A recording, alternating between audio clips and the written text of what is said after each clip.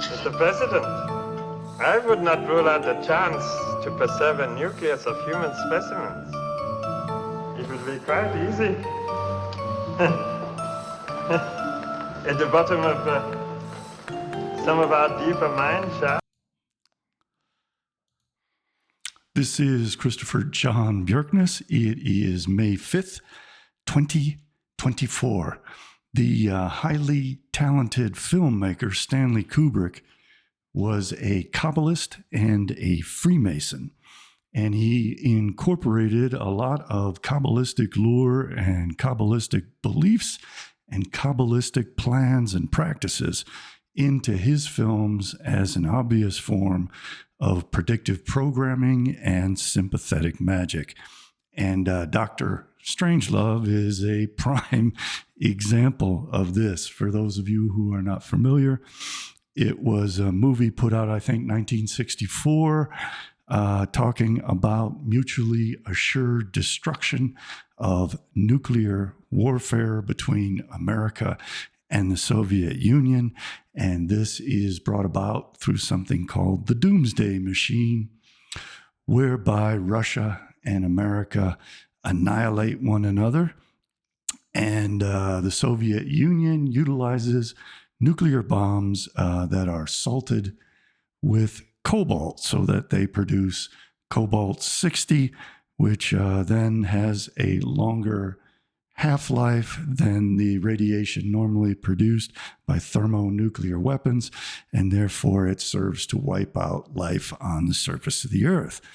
The resolution to that is proposed in the film as going into mine shafts, going underground. As I've been saying, their plan is to create the world to come underground, and you should watch my video on the Matrix where I show how that is also talking about the world to come as being subterranean.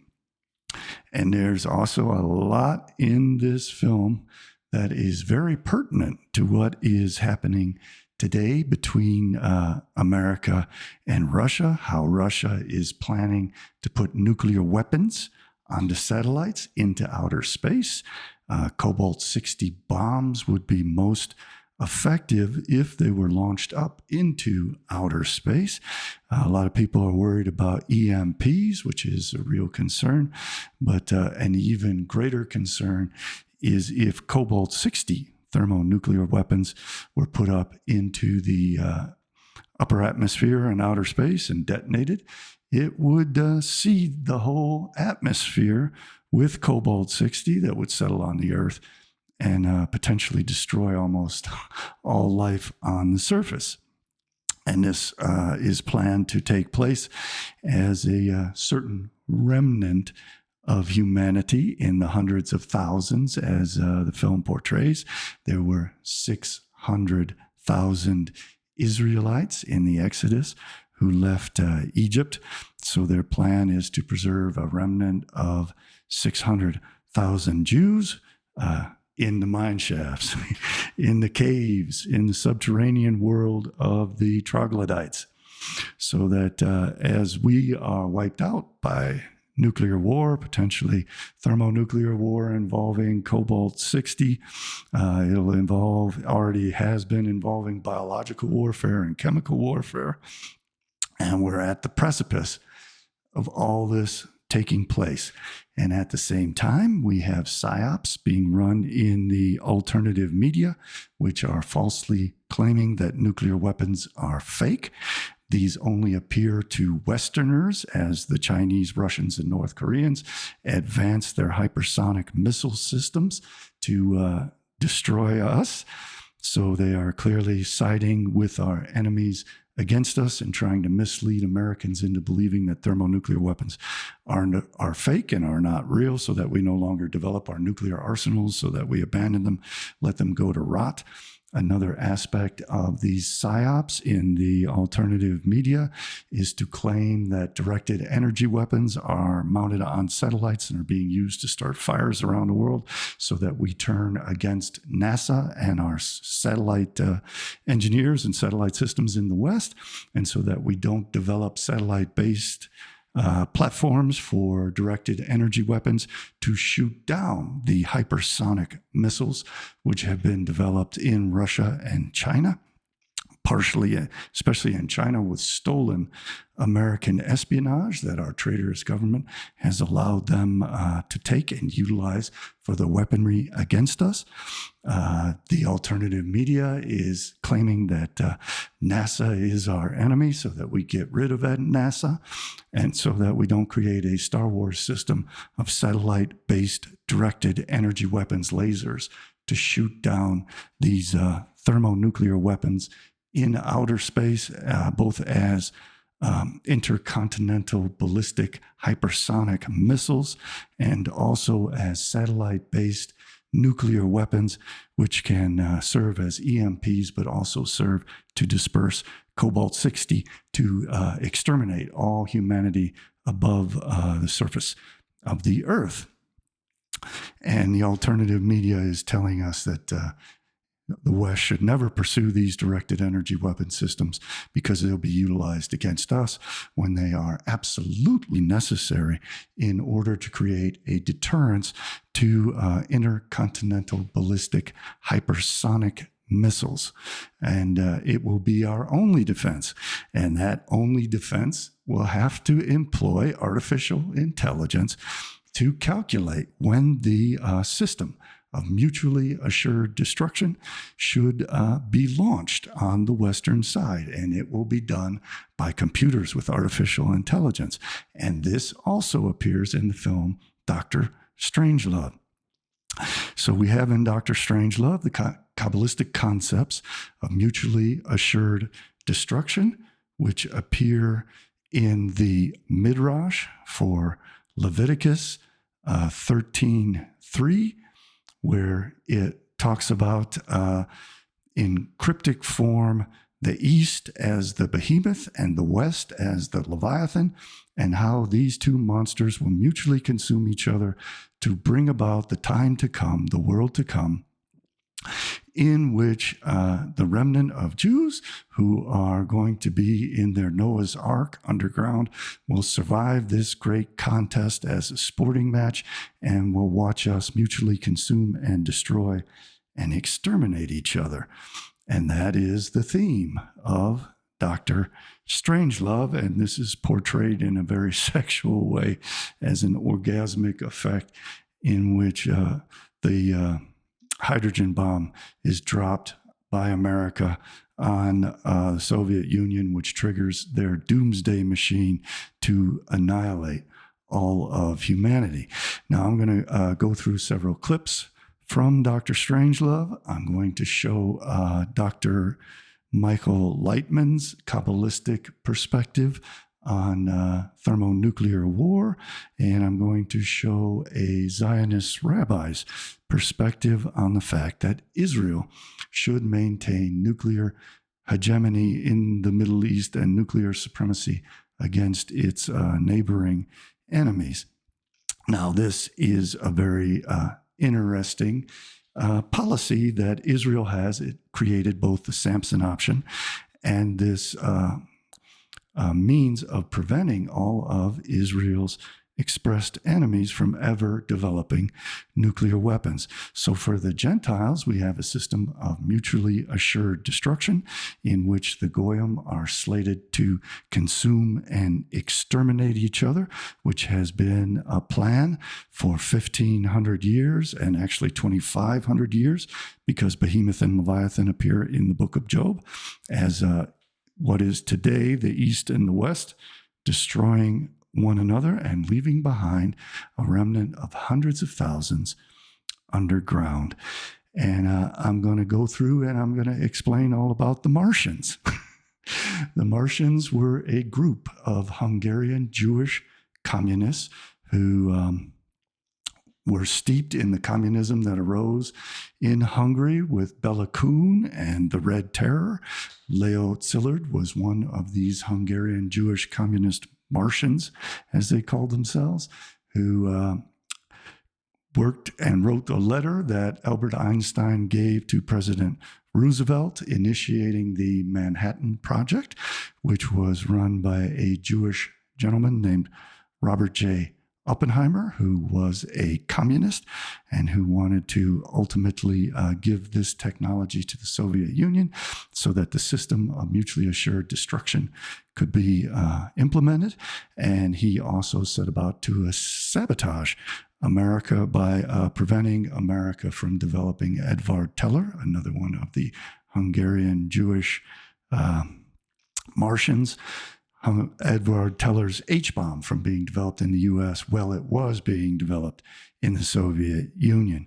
So their primary target in all of this is America and the entire West, the destruction of the Leviathan, of the Edomites. But they also want to ensure that in this battle, the behemoth of China, Russia, North Korea, the Eurasianists, and the Muslims also are consumed and completely destroyed, and that only this remnant of Jewish people who live underground, I believe, will be forced underground so that the Gentiles, in their efforts to defend themselves from all of this, are actually fulfilling exactly what the big Jews want them to do, which is to, once again, segregate Jews in their Exodus model, gather together 600,000 of them and put them underground. So let's listen to a little bit more of Dr. Strangelove, and I'll interject my thoughts as we go along.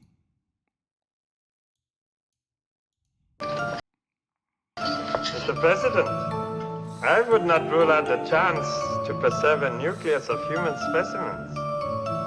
It would be quite easy. At the bottom of some of our deeper mine shafts. People could actually stay down there for 100 years? It would not be difficult, my Fuhrer. Nuclear reactors could... I'm sorry, Mr. President. So Peter Sellers, who is a famous and very gifted was a very famous and gifted Jewish comedian, played 3 roles in this film. And I think that Kubrick did that to demonstrate the fact that the big Jews were behind the powers of the Nazis, of the British, of the Americans, and also, of course, as was well known, of the Soviets. What was not so well known, and what is cryptically portrayed by having Peter Sellers portray Dr. Strangelove, is that the Nazis were also controlled opposition by the big Jews. And I think that's why he had Sellers play these roles of the American president, Dr. Strangelove, and a British RAF officer.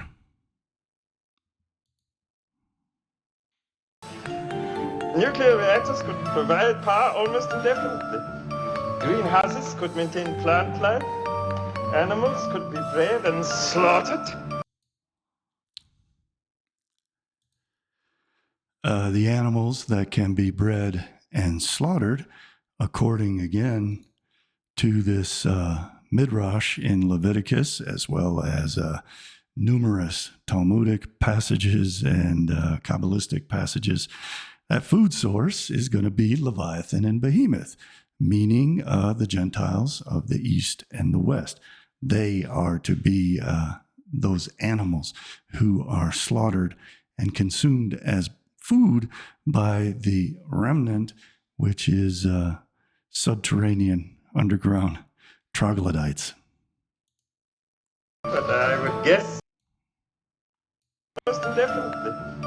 Greenhouses could maintain plant life. Animals could be bred and slaughtered. But I would guess that dwelling space for several 100,000 of our people could easily be provided. Again, the Exodus model calls for 600,000 Israelite males and their families to be preserved. And That Exodus model is ultimately the model of the transition from the present world to the world to come, from Olam Hazeh to Olam Haba. And he says several 100,000. That's, to anyone in the know, that refers to the 600,000 Jewish males of the Exodus, the 600,000 Jewish souls that are contained in Messiah, son of David, contained in the world soul, the Guf of Shekinah.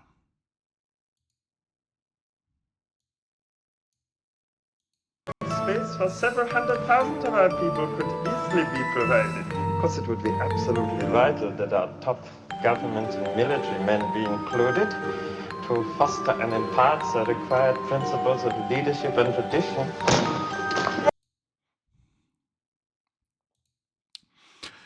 The whole concepts of Blut und Boden, blood and soil, of der Führerprinzip, the Führer, the leader, Il Duce, as Mussolini called himself, and then Hitler copied it with der Führer, is the concept of the Messiah, the king, as the ruler of the global empire. All these things which are attributed to Hitler and Mussolini are, in fact, Jewish conceptions going back 2,500 years. And we see him throwing the Roman salute. The Sieg Heil to the Führer is done by a Jewish actor. So the Nazis were, quite literally, in some cases, Jewish actors working for the big Jews. And it must have been very amusing for Kubrick to incorporate that fact into his film. Actually, they would break prodigiously, eh? There would be much time and little to do. But with the proper breeding techniques and a ratio of, say, 10 females to each male. 10's a very significant number in Kabbalah. There are 10 Sephirot, there are 10 commandments, and according to, I think it's Shabbat 32b or somewhere around there in the Babylonian Talmud, it talks about the Gentiles wanting to cling on to the Jews as 2,800 slaves. So these are all allusions to the plans of the Kabbalists to create sex slaves and to entice people into the idea that living in a subterranean world to come will actually be superior to the world of nature and the flawed creation that was created by Yahweh.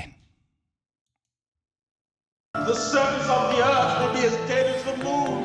That's ridiculous. Our studies show even the worst fallout is down to a safe level after 2 weeks. You've obviously never heard of Cabal-Thorium-G. Well, what about it? Cabal-Thorium-G has a radioactive half-life of 93 years.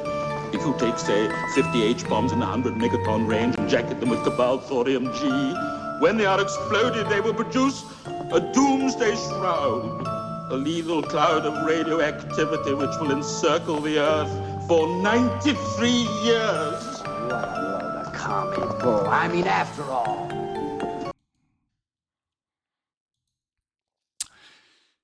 This was proven that if cobalt is salted or is built as a shroud around thermonuclear weapons, when they are detonated, it creates the radioactive isotope cobalt-60, and that appeared in a lot of fiction, not just Dr. Strangelove, but in one of the Planet of the Apes movies and several other films as a way of ensuring this mutually assured destruction on the surface, which serves as an incentive for the remnant of humanity, and we all know who that is slated to be, to go subterranean, to go underground, to create the world to come. And since they don't have the manpower to do that, I suspect they're going to use that same Exodus model and dupe the Gentiles into believing that the best means for them to preserve themselves and to save themselves is to actually fulfill this agenda by creating this underground world as has already been created in Switzerland for them to put Jewish people into the new exodus of concentration camps, below the ground in hell, the hell of the new concentration camps. And I strongly suspect that that's part of their plans. That's why they're trying to stir up all of this anti-Semitism, as they always do when Jews start to assimilate, so that they can create an exodus. But the ultimate exodus is the exodus into the world to come. It's going to be a subterranean world to come, according to their plans.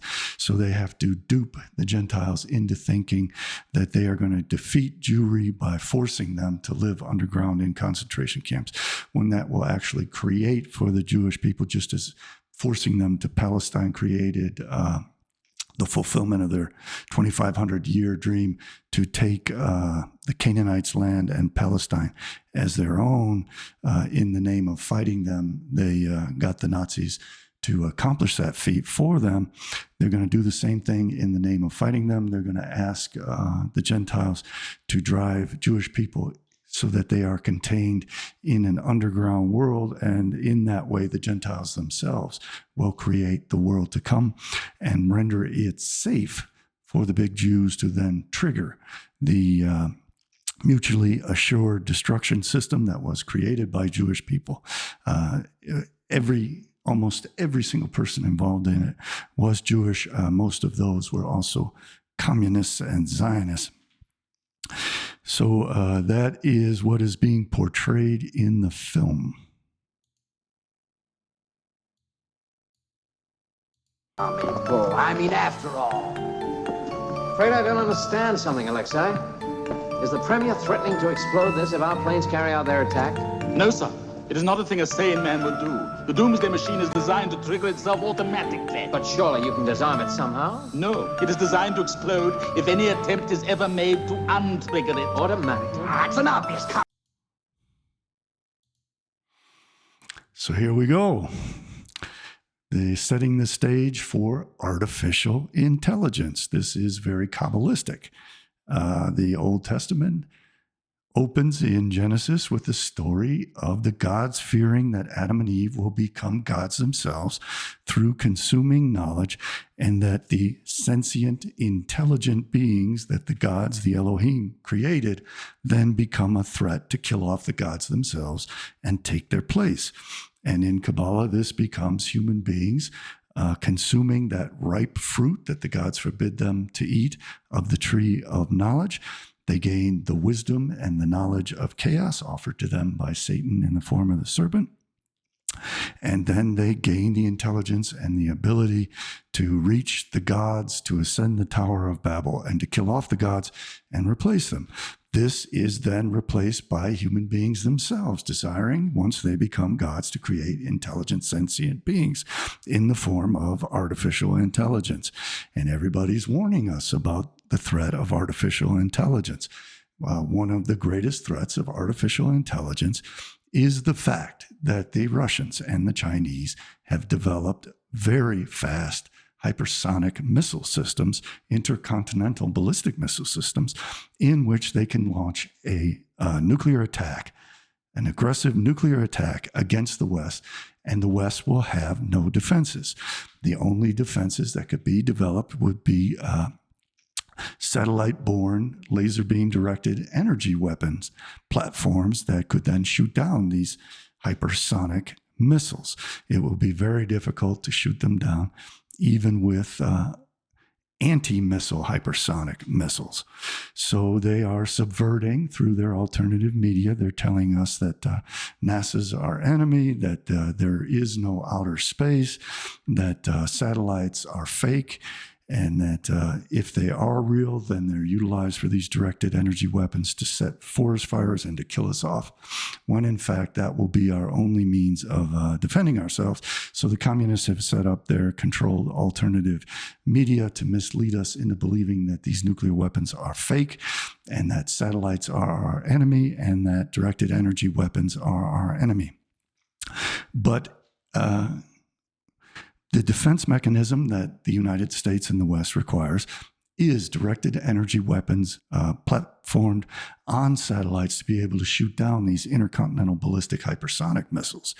But the calculations made to trigger those defenses and then to trigger a counterstrike are going to have to be computer-based artificial intelligence, because these hypersonic missiles are so very fast and becoming increasingly fast as the plasma physics needed to develop them is rapidly advancing. We're going to get to the stage where the decision cannot be made by human beings quickly enough to wage a counterstrike. So the counterstrike will be implemented by this doomsday machine of artificial intelligence. And so we are going to create the intelligent beings in the form of these computers and satellite-borne directed energy weapons, and the triggers for our nuclear launches of a counterstrike are all going to be controlled by a central brain, which is going to be a computer program with artificial intelligence that makes the determination to launch it. So we are inevitably going to be forced, if we want to survive, to create the doomsday machine that will then exterminate us, exactly as the same model of the story in Genesis of the gods creating sentient human beings who then become intelligent enough to destroy and replace the gods. And that's also retold in the story of the Tower of Babel. So the Kabbalists have deliberately created all of these mechanisms to fulfill what they believe the fated cosmological evolution of humanity.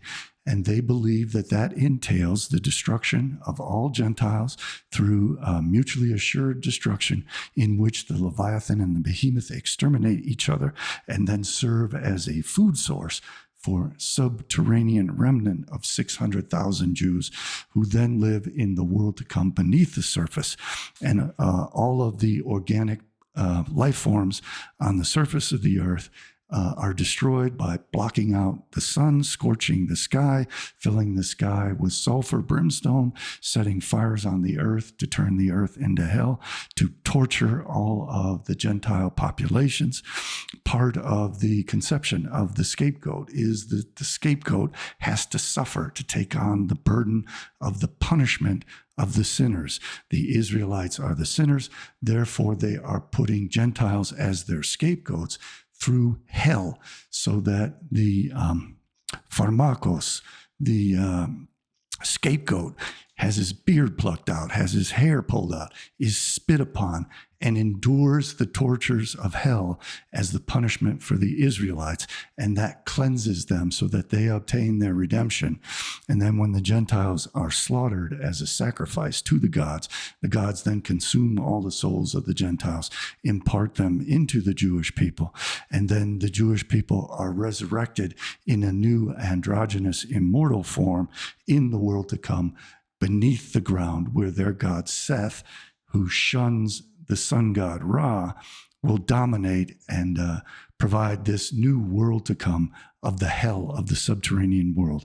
And they want to trick Gentiles into forcing the masses of the Jews, who are completely unaware of any of this, into this subterranean world, and to build this subterranean world for them. They want to dupe the Gentiles into doing all of that in the name of saving themselves from all of that, just as they duped the Germans into forcing Jewish people down to Palestine in the name of preserving Germany from Jewish world dominance. They created the headquarters of the messianic global state for the Jews. Pharaoh did the same thing. Pharaoh was duped into driving the Israelites into the promised land, 600,000 of them, their 600,000 souls from Adam, in order to fulfill all these prophecies. So they have this Exodus model that they believe is created by their gods, whereby Gentiles are duped into fulfilling their agenda in the name of preserving themselves from the agenda. And then the Gentiles themselves are wiped out, and their own hatred becomes a weapon against them. Because what they do is they put in crypto-Jewish or Jewish Shabbos Goy leadership into the Gentile world. They stir up anti-Semitism, and then they propose as a solution to all of that exactly what the Jews have always wanted. Christianity was created in that form with Jesus Christ as Satan to dupe the Gentiles into creating a messianic empire that would then be taken over from Messiah, son of Joseph, Jesus.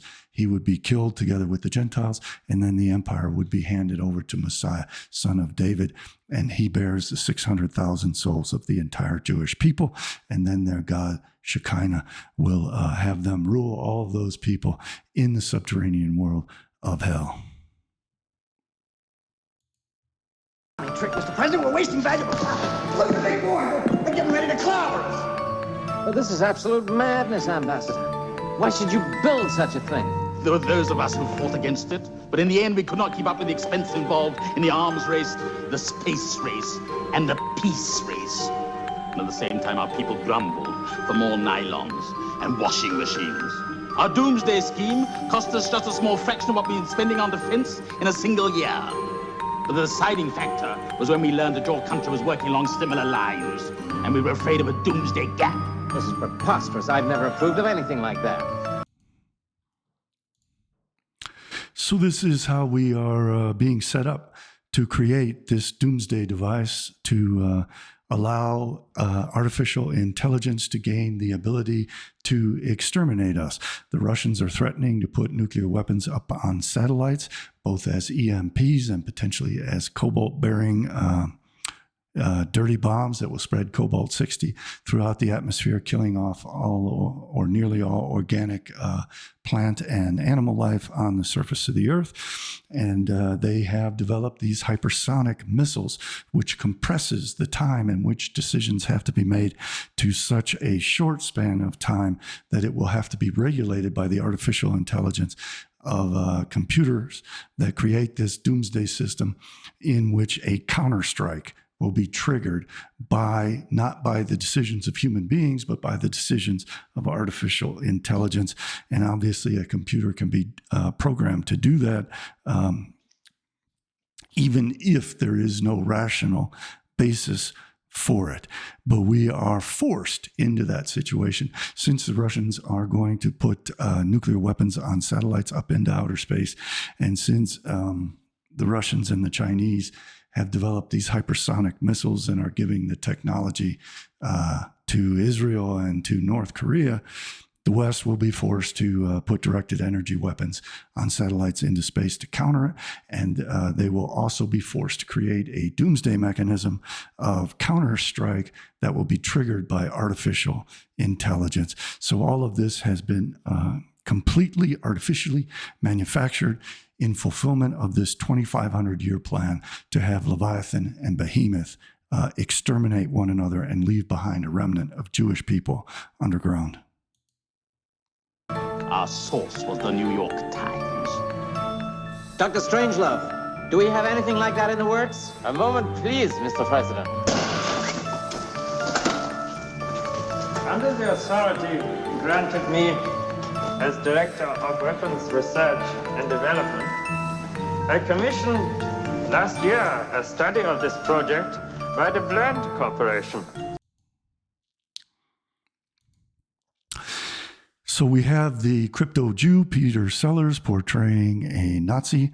This, again, is part of the scapegoat ritual of putting the burden for all the things that the big Jews have planned and have been planning for 2,500 years, tossing that onto the Gentiles as if the Gentiles created all this.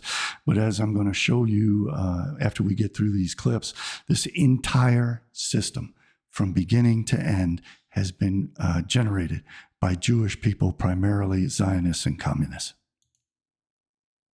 Based on the findings of the report, my conclusion was that this idea was not a practical deterrent for reasons which at this moment must be all too obvious. Then you mean it is possible for them to have built such a thing? Mr. President, the technology required is easily...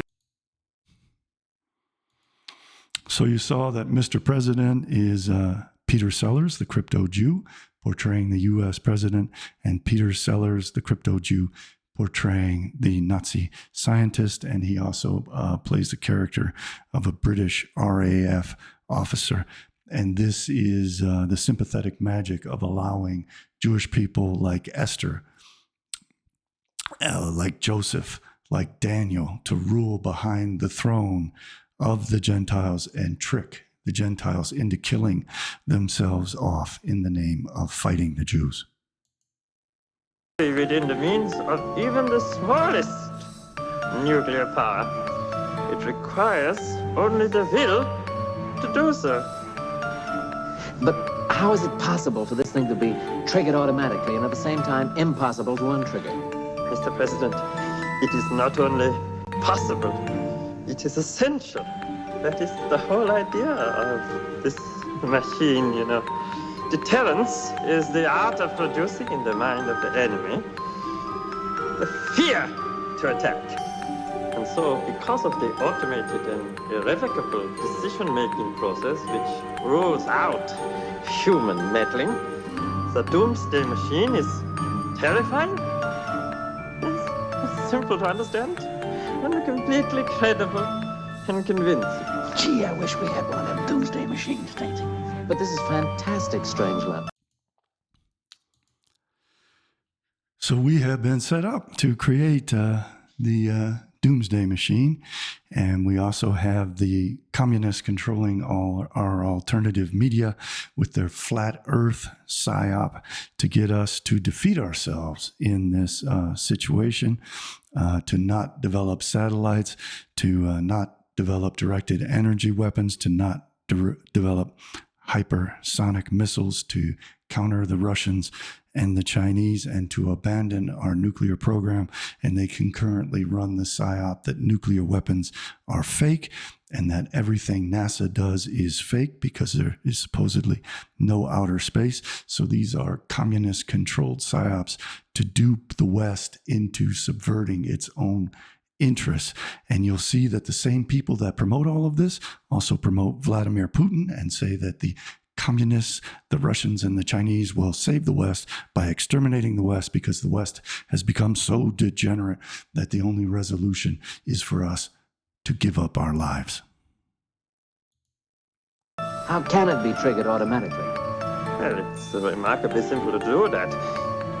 When you merely wish to bury bombs, there's no limit to the size. After that, they are connected to a gigantic complex of computers. Now then, a specific and clearly defined set of circumstances under which the bombs are to be exploded is programmed into a tape memory bank. A single roll of tape can store all the information.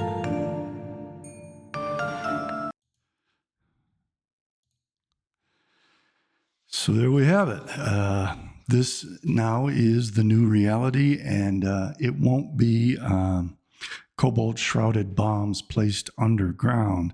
It is far more likely that they would be placed into outer space by the Russians. The Americans would have to counter, the Chinese would have to counter, and we will have space filled with satellites with cobalt-salted thermonuclear bombs that will have both the effect of the EMP and also the effect of creating fallout that will rain down upon the earth that will last for a very long time, killing off all organic life forms. Or it obviously won't kill off all, but it'll do enough damage to us that we can be easily destroyed by Terminator robots, by biological warfare, by chemical warfare, and whatever other means that they want to utilize to completely eliminate at least human life on the surface, except for those they want to keep as slaves and as a food source, probably 10 sex slaves each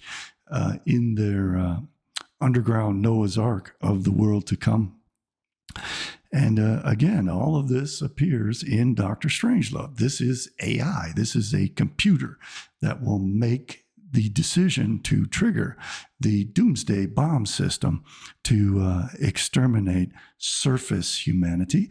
And then the Kabbalistic solution is proposed that the remnant go underground to their Noah's Ark to survive this cleansing flood of the surface of the earth, in which all plant life and animal life is destroyed except for that which is stored underground. They're storing seeds underground for this remnant to thrive off of after the evil of the Gentiles and of God's creation have been destroyed on the surface of the earth.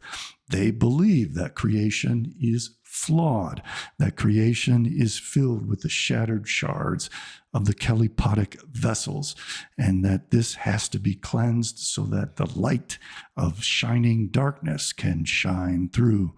So they think that their gods messed up and created a flawed world, and it is their job as the greater intelligence than their gods to then use the artificial intelligence that they are generating to then create a better world, which will be completely under their control, in which all organisms will be engineered by them, in which they will be the gods to create this world to come.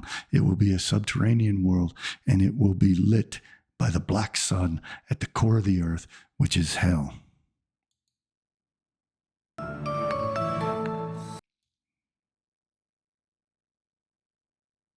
There are many movies that describe what will happen if there will be a nuclear war, and you see pictures of a destroyed world where survivors are simply roaming the world. If, God forbid, we will come to such a situation, how will people treat each other? What will they feel?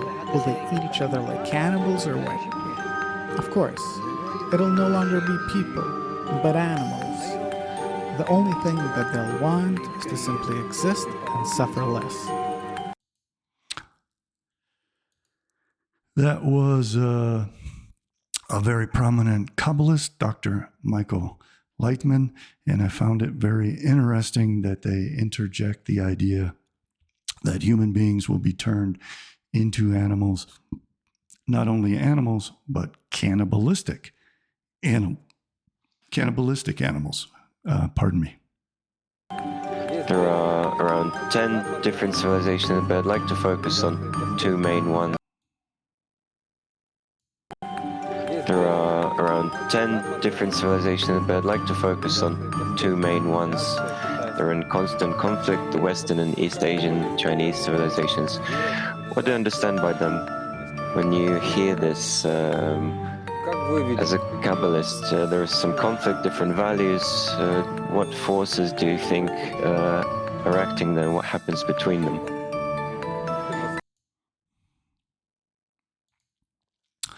The East and the West have been engineered to create mutually assured destruction in the Kabbalistic understanding. And I'm not putting any words into these people's mouths. My interpretation of the Kabbalistic understanding is that they represent the Leviathan and the Behemoth.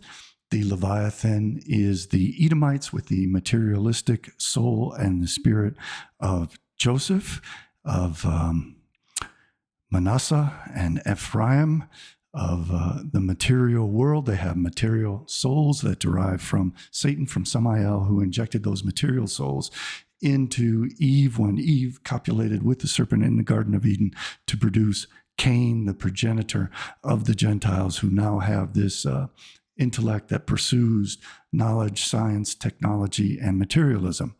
The Eastern powers represent the spirit of David, of Judah, of Seth, and of Shem. This is the spiritual side, not the material side. They are the Muslims, the communists, who are under the direction of Messiah, son of David, of both the Gentile and the Jewish side. And there is also a Messiah, son of Joseph, in the form of Jesus Christ, and all the descendants of the soul of Cain, Esau.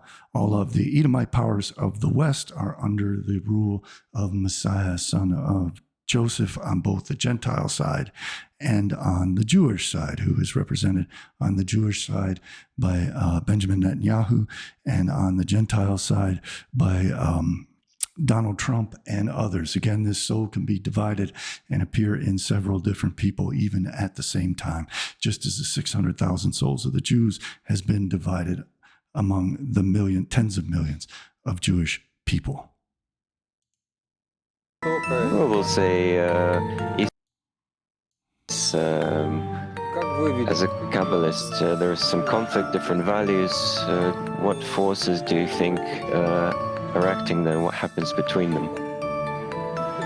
Well, we'll say East and West, the values of the East and West. How do you see these two forces? What characterizes them, these two civilizations? The Western civilizations are more interested, deals more with problems, with their existence, material existence. That's why the difference between them is rather big. In the West, in the Eastern civilization, there are people who want to follow their spiritual values, and they are prepared to fight for them. So, as I've been saying for years, the West represents Edom, represents the material world, and the East represents the spirit of Judah, the spirit of David, the spirit of Shem, the spirit of Seth, the spirit of spirituality, the holy sparks, whereas the West is Cain, Satan, and the material world. And the Western civilization desires to keep itself in the way it came to be, to such existence. And of course, between them, it's hard to establish a contact. We see that this comes from the construction of their soul, of the Eastern and the Western soul. First, yes, we see the values that... This gentleman was pressing Dr. Lightman as to which side the Jewish people should side with in this potential conflict between East and West. And Dr. Lightman did not choose a side. Kabbalists would tend not to choose a side because, once again, this is meant to be a mutually consuming contest where the Jewish people are to be spectators in the sport of the mutually assured destruction of both the East and the West. So the goal of Judaism for 2,500 years is to pit these two sides against one another so that they destroy one another. They take sides with the spiritual Eastern side because the spiritual Eastern side lacks the innovation, the intellect, and the materialism of the West, which develops all this technology. They have to use the Ashkenazi Jews to engage in espionage and all this, and to foster it and foment it and participate in its development, and then hand it over to the East. So they are siding with both sides against one another, and so that they destroy one another. And they especially admire the East because it is spiritual like them, but that also poses a threat to them because, as in the case of Ishmael, it is more difficult for them to fight against Ishmael because they believe Ishmael is spiritual, Ishmael is improperly circumcised, Ishmael is a descendant of Abraham, and therefore Ishmael also has God working on its side. So they have to work especially hard to defeat Ishmael because they have to suck out all the kedusha, all the holiness out of Ishmael. But they also, in order to establish a mutually consuming war, they have to provide Ishmael, they have to provide the East, the Chinese, the Russians, the North Koreans, with all this technology developed by the West, because the East is unable to develop it itself, because it is the spiritual, not the material soul in their, this is all in their mythologies. And therefore, They have to serve as agents, helping through their Messiah, Son of David, on both the Gentile and the Jewish side, to provide this technology and these weapon systems and all of these ideas and all of these political philosophies of Marxism, etc., of Islam. They have to provide them to the East so that the East then gains the power to serve as a destructive force capable of destroying the West, when the West has already become a destructive force capable of destroying the East. And they have to subvert the West from destroying the East and from preemptively preventing all of this. And that's what they did through Jewish traitors like Julius and Ethel Rosenberg. Was they prevented the West from developing defenses or from launching a first strike against the East, and they served as the advocate of the East, not because they want the East to outlive the West, but so that the East can become strong enough to destroy the West when the West destroys the East. The West promotes equality, fairness. They are less present in the Eastern civilizations. That's one of the things I've been pointing out for decades. I had quotes for decades of people in Israel saying that they need to side with Russia and China because Russia and China have no regard for human rights whatsoever, and therefore they form a better ally to Israel because Israel has no regard for human rights whatsoever. So they always anticipated the idea that the West, which pursues liberty, fraternity, and equality, would become their foe when they began to exterminate the Palestinians, and they wanted to side with a force that would have no regard for the rights of the Palestinians and would turn away as the Israelites exterminated the Palestinians. So this is why this is a key issue for Kabbalists and Israelites between East and West, is that they choose the East to become their new advocates. Initially, they chose the West so that the West would arm them against the Arab powers. But now that they are sufficiently armed with nuclear weapons and there is no deterrence to them to use them because they prevent anyone else from having them, unlike the system of mutually assured destruction where we have deterrence against one another, they prevented any deterrence from their waging an attack. Say Israel attacks Iran, they don't have the deterrence of Iran attacking them with nuclear bombs. Instead, they have the deterrence of keeping Iran from invading Israel because Israel has the nuclear bombs. So they want and have supplied the East with military technology, and they want the Belt and Road Initiative and everything else going through Israel so that they have the Easterners who do not care about human rights on their side as they exterminate the Palestinians, knowing that Americans and Europeans do care about human rights and oppose Israel's atrocities and crimes against humanity. And the values that exist in the Western civilization are more corporeal. Corporeal, meaning of the body, of the material world, not of the sparks of Kedusha, not of the spirituality, the sparks of holiness. Instead, the Kelipat, the Sitra Achra, the evil inclination, the satanic side of the material world, of chaos, of formlessness, of unshining darkness. Business-like. Actually, the difference is very big. Psychological, mental. The differences are big. You know what's a real...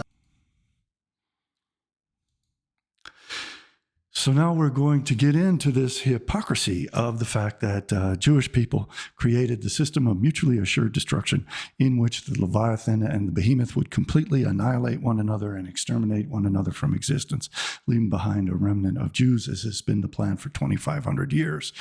On the other hand, Israel has lied to the world and said that they don't have nuclear weapons, while at the same time other Jews have supposedly let slip the fact or have exposed the fact that they do indeed have nuclear weapons.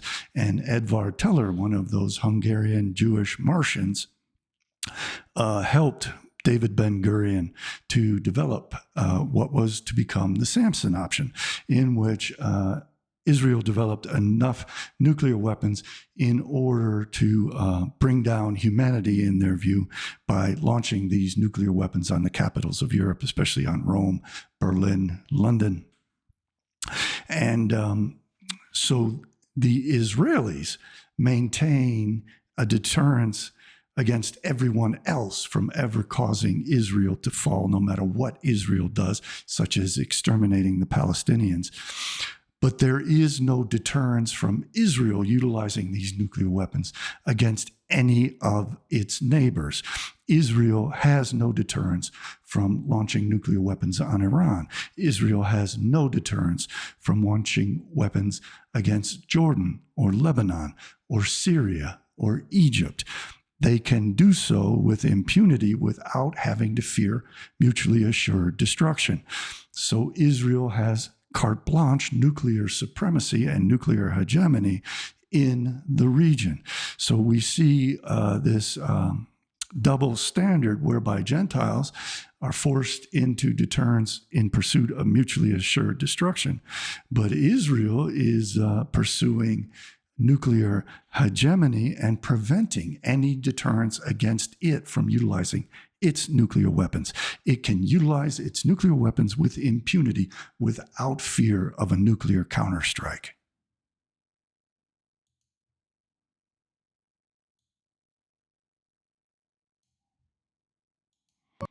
You know what's a real example of finishing a war when the war is over? The atomic bomb. What's the secret to winning a war rather than just having ceasefire? You know what the answer is? That you have a weapon that your enemy doesn't have, that makes the war so You have a weapon that your enemy doesn't have.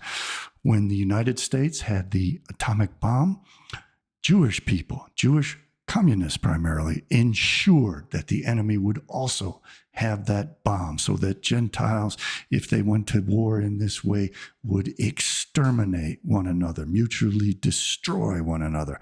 On the other hand, when these same Jewish people that created this system of mutually assured destruction took over the nation of Israel very shortly after the bombs were dropped in 1945, they obtained the nation of Israel in 1948, exactly according to their Cabalistic schedule, as I've explained many times. They then, in the 60s, pursued the nuclear program whereby they would gain and have imbalance, where there would be no system of mutually assured destruction, and therefore no deterrence whatsoever to keep Israel from nuking its neighbors. ballads that they regret fighting with.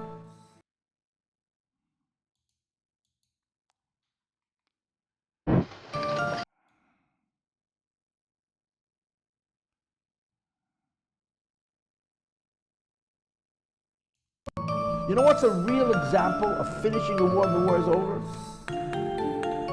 The atomic bomb. What's the secret to winning a war rather than just having ceasefire?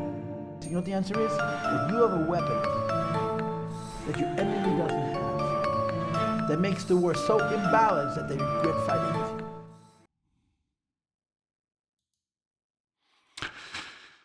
you. Makes the war so imbalanced that they regret fighting it.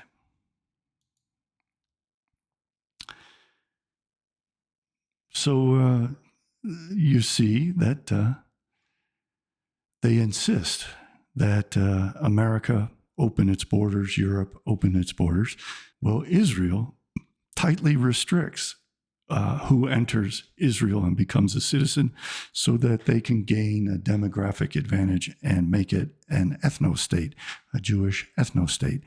You see that Jewish people created the system of mutually assured destruction so that the Goyim can exterminate each other, leaving behind a Jewish remnant. And contrary to that, Israel maintains a weapon that is completely devastating and keeps it as an imbalance so that it can utilize it without any deterrence to prevent it from doing so against all of the neighbor states. And we're getting close to that happening, whereby Netanyahu sends over some bombers or missiles with nuclear warheads on them to Tehran. Now, this whole system of mutually assured destruction that threatens to wipe us out was created by Jewish people, primarily by Jewish communists. And Gentiles had predicted atomic bombs, as I was the first to point out.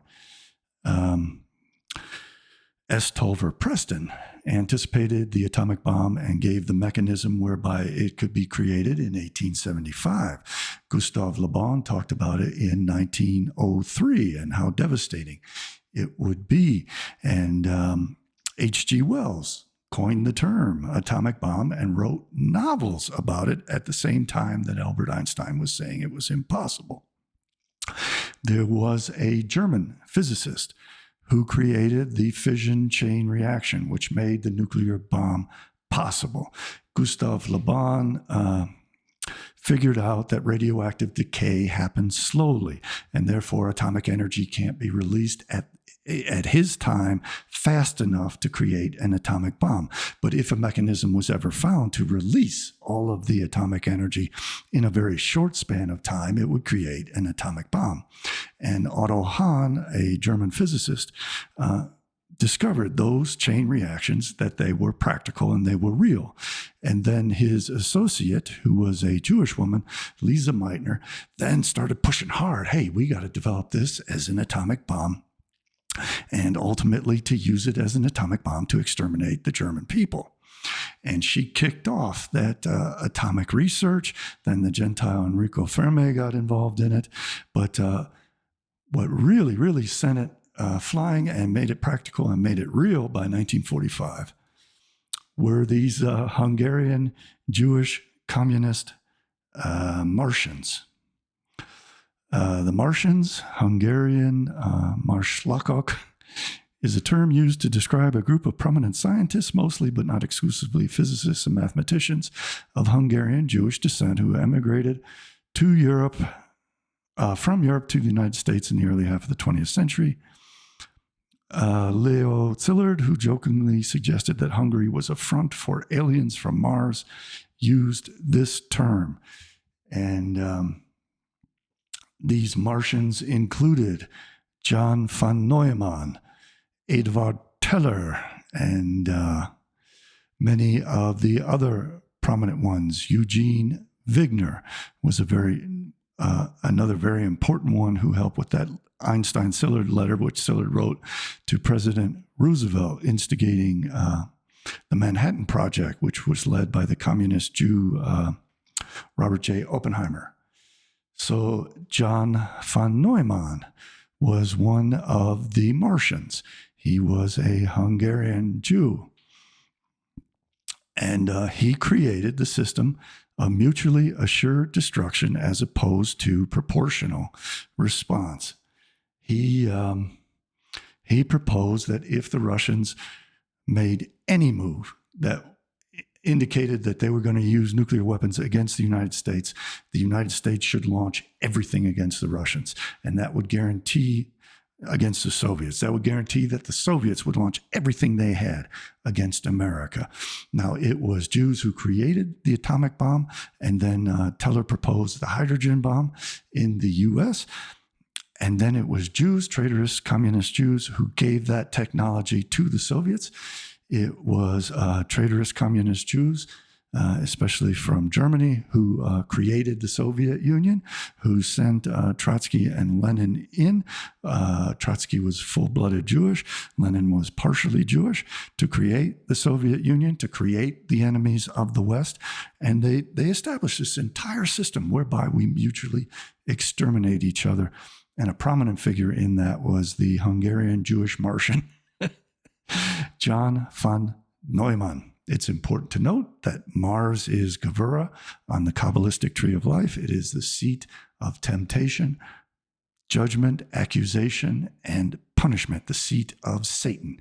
It is the red planet of Edom. Edom is Adam with the seed of the serpent injected into the word Adm in the form of the letter Vav, Aleph, Dalet, Vav, Mem. Leo Szilard was a very prominent Martian, and he was also a very harsh communist, schooled and in collusion with Bela Kun, who imposed the Red Terror on Hungary. These were all Bolshevik Jews who were aligned with the Soviets. They enjoyed slaughtering, persecuting, and punishing Gentiles. They were vicious in Hungary. When Bela Kun was chased out of Hungary, he moved into Germany and started spreading communism in Germany. And amazingly, he was allowed to do this with impunity. And it was Leo Szilard who talked Albert Einstein into sending a letter in his name that was actually scripted by Szilard. And another of the Martians, Eugene Wigner, played a role in this. And then Einstein proposed to President Roosevelt, who was surrounded by Jews and was controlled by Jews, that it was necessary to develop the atomic bomb to exterminate the German people. And that was the famous Einstein-Szilard letter. Einstein was not a part of the Manhattan Project. He was a phony and a fraud, and all of the Jewish physicists knew that. They knew that he would not be able to contribute anything original to what they were doing. His only role, and it was a very important one, was in giving Roosevelt that letter, which had been written by Szilard, just as Einstein's theories had been written by Poincaré, Lorentz, Larmor, Voigt, Hilbert, Zollner, and Gerber, and many others. Eugene Wigner was another one of the Hungarian Martians, communist Jews who came over from Hungary to eventually create this system of mutually assured destruction, which Jews had been planning as the war between Behemoth and Leviathan for at least 2,500 years. J. Robert Oppenheimer was a Jewish communist who led the Manhattan Project, who allowed espionage to provide the Soviets with our secrets. And then when Teller came up with the conception of the H-bomb, he tried to keep America from getting the H-bomb, but ensured that the Soviets would have the H-bomb so that he could give the Soviets an edge against America. Think of how vicious and the unfathomable depths of this treachery is mind-boggling. And then juxtapose that to Israel, which insists upon nuclear hegemony and prevents any deterrence from their use of nuclear weapons. Edvard Teller helped. He supposedly was anti-communist, but he helped cover up the communist plot and the fact that the communists had transferred all this technology to the Soviet Union. And then he also betrayed the U.S. by instigating the Israeli nuclear weapons program, and then talked the U.S. government into not taking any actions against Israel for its criminal behavior and violations of international law in forming up this nuclear weapons program that became the Samson option, which threatens to exterminate us every bit as much as the Chinese and the Russians, though it's not nearly so powerful. But what is powerful is the fact that the nuclear arsenals of America, Russia, China, and North Korea are actually under the control of Jewish people directly and indirectly. Julius and Ethel Rosenberg were two of the most prominent of these Jewish spies, these treacherous snakes who betrayed America and gave the atomic bomb and nuclear weapons technology to their communist Jewish cohorts in the Soviet Union, and they were executed for what they did. They were only 2 out of dozens of these Jews who viciously, existentially betrayed Americans. Among those, we find not only Julius and Ethel Rosenberg, but David and Ruth Greenglass, Joel Barr, Harry Gold, Klaus Fuchs, who was a German communist but not Jewish, but he was empowered by Oppenheimer in the Manhattan Project to gain access to all of this through his espionage so that the Soviets would have everything that was being developed in the Manhattan Project. And the Jews who were involved in the Manhattan Project ensured that Klaus Fuchs would have all that.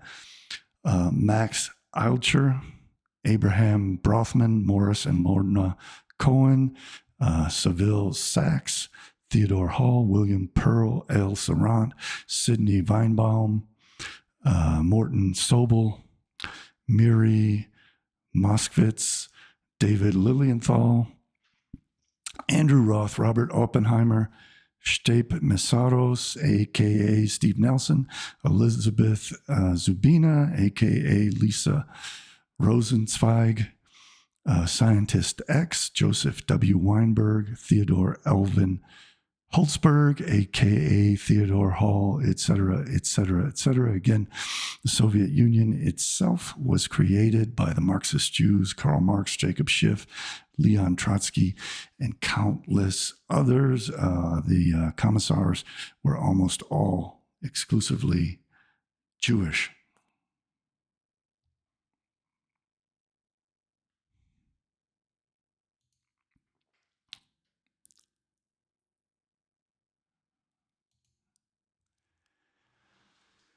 So then we had the Samson option, which again, Edvard Teller, who created thermonuclear weapons, helped to instigate, whereby Israel threatens to bring down all of mankind, just as Samson brought down the temple of the Philistines. They are putting us under direct threat of extermination, but they don't allow Iran or Iraq or anyone else in the region to obtain nuclear weapons to provide any kind of deterrence whatsoever to a nuclear attack from Israel against them. Whereas for the Gentiles, they ensured that we completely exterminate one another, and even to the point of being able to exterminate most all of human life on the surface of the earth as they move subterranean. But for them, it's very different. All American presidents have gone along with their nuclear ambiguity, whereby they violate international law and maintain a massive nuclear arsenal with no deterrence at all to keep them from utilizing those nuclear weapons against whomever they want. And this, again, was a forecast in Dr. Strangelove back in the 60s. Mr. President, I would not rule out the chance to preserve a nucleus of human specimens. It would be quite easy. At the bottom of some of our deeper mine shafts.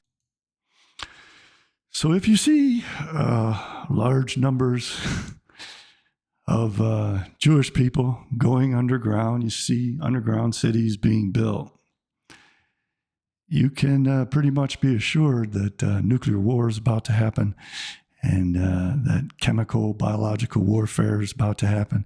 They're already wiping out plant and animal life on Earth by trying to block out the sun. They're trying to geoengineer the Earth into hell so that we, as their scapegoats, are punished and suffer. They take a great deal of schadenfreude in the idea that the Gentile world is suffering for their sins. They scapegoat us for all of that. And they see it as our role as scapegoats to endure the suffering in punishment for their sins. I'd like to thank my donors: Carolus, Norbert, Federico, Umberto, Robert, at Alan Greenspun, Carolina, Gregory, Bob, Lance, Bosma, Angelina, Jerry, Jeannie, Barry, Ali, Ryan, at John Garaitis, Anisha, Kelly, Mark, Kevin, Gary, Elton, Paul, Oliver, Wilson, and George. Thank you very, very much for contributing. It's extremely helpful, made this possible, and it keeps me going. Anyone who would like to contribute, you can do so at my website, cjbbooks.com. You'll also find all my book titles there. Beneath each book title, you'll find contribution links. I want to thank everyone for watching. Please like, share, and subscribe. And I will see all of you good people next time. Bye for now.